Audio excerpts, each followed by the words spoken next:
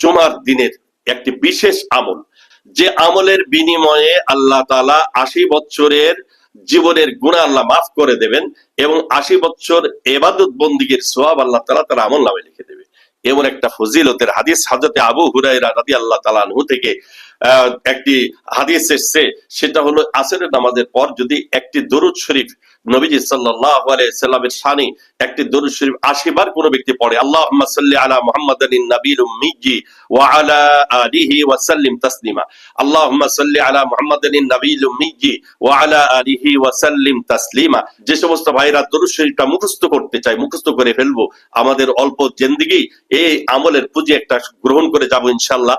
আসরের পরে প্রত্যহ চেষ্টা করব প্রত্যেক জুমার দিন আসরের পরে দরুদ শরীফের আমলটা করতে, আল্লাহুম্মা সাল্লি আলা মুহাম্মাদিন নাবিয়্যিল উম্মিয়্যি ওয়া আলা আলিহি ওয়া সাল্লিম তাসলিমা। নতুন নতুন ভিডিও পেতে আমাদের চ্যানেলটিকে সাবস্ক্রাইব করুন। ভালো লাগলে লাইক, কমেন্ট, শেয়ার করুন।